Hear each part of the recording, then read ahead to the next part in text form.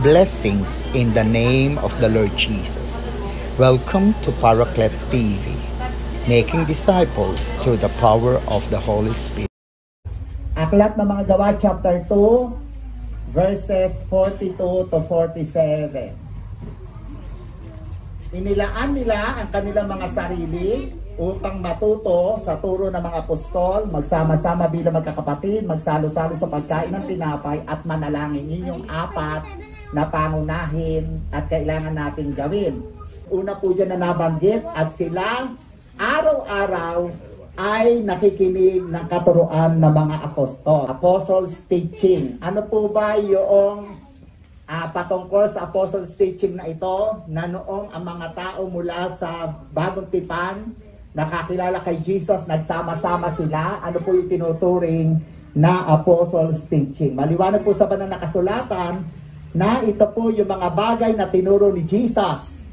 Tandaan po natin na si Jesus po nagministeryo sa lupa 3 taon. Nung magministeryo po siya sa lupa, ang ginawa po niya, spread niya po yung mga bagay na dapat marinig ng tao, at hindi lang marinig, kundi itinuro niya yung mga bagay na dapat sundin ng tao. Makikita po natin yan sa aklat o mga unang aklat ng Bagong Tipan. Si Mateo, si Lucas, si Marcos, pati po si Juan. No? Yun po yung mga katuruan. Kaya nga ang sabi po ng aklat ng Mateo 7:28, at sila ay mataman na nakikinig sa mga itinuturo ni Jesus. No, ganyan po yung naging ugali ng mga Hudyo at mga tao sa panahon, kahit na mga Pariseyo, kahit na mga Saduseyo, kapag nakikita nila si Jesus, ay humihinto sila at matamang nakikinig. Pag sinabi pong matamang nakikinig, ibig sabihin sa English po yan ay active listening. No? Pag sinabing active listening,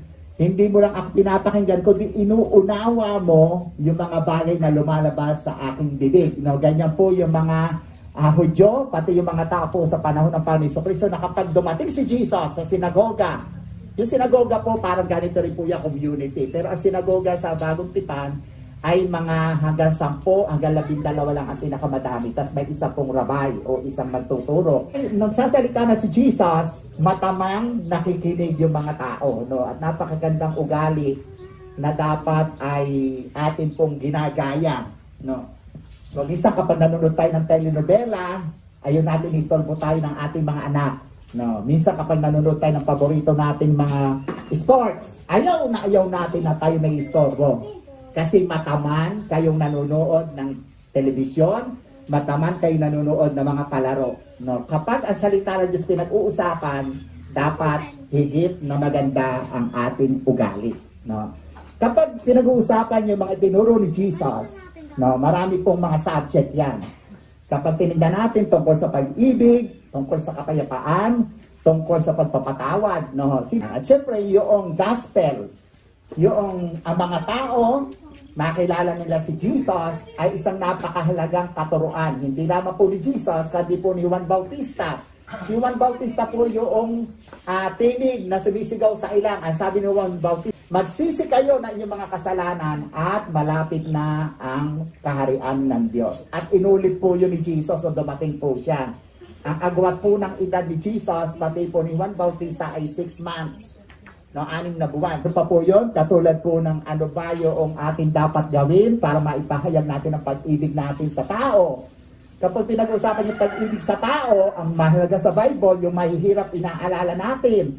Yung mga may sakit, inaalala natin. Yung mga widow, yung mga wala ng asawang lalaki, yung mga widower, yung mga babae na wala ng asawa, dapat inaalala po sila. Yan po, ini-emphasize po ng Bible yan. Kapag gusto po natin maipahayag ang pag-ibig, hindi lang pag February 14. Bagamat, sa kaisipan ng marami mga tao, na i-emphasize yung pag-ibig kapag February 14, kapag tayo umiibig sa Diyos, ang Diyos nasa puso natin, hindi lang siya nandito ng February 14. Amen? Amen. Bawat araw, nasa puso natin siya, turo ni Jesus, mahalin natin ang Diyos ng buong puso. Sa bawat oras, sa bawat sandali na ating buhay, at ikalawa, mahalin natin ang ating kapwa. Yung kapwa po, yan po yung mga katabi nyo. No. Ano pa? Yung kapwa po, yan yung mga kapitbahay nyo. Ano pa, mga kapwa? Ang kapwa po, yan po yung mga lasenggo. No, iyan din yung mga banal na nagsasabi na sila'y banal, no. Iyan po yung mga tao na nasa Pilipinas, nasa buong mundo. Ang tawag po diyan ng Bible ay kapwa.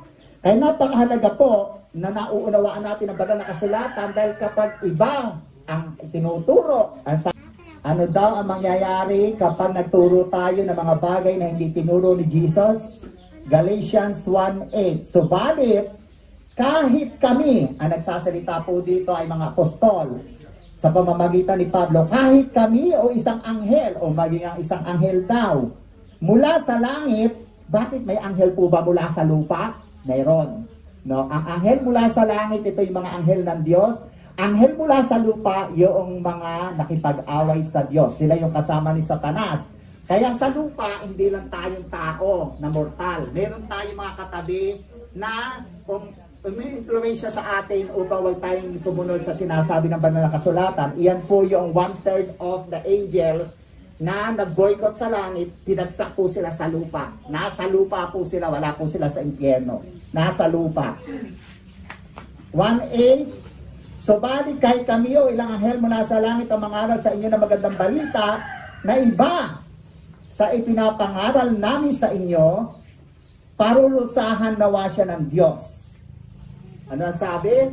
Kapag nagturo tayo ng isang katuruan na hindi tinuro ng mga unang alagad ni Jesus, pati ng mga propeta, pati ni Juan Bautista, ano sabi ng Bible?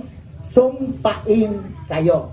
Kaya napakahalaga na ang Biblia po ay atin pong binabasa. Dahil ang lahat ng katuruan ni Jesus naririto po sa Bible.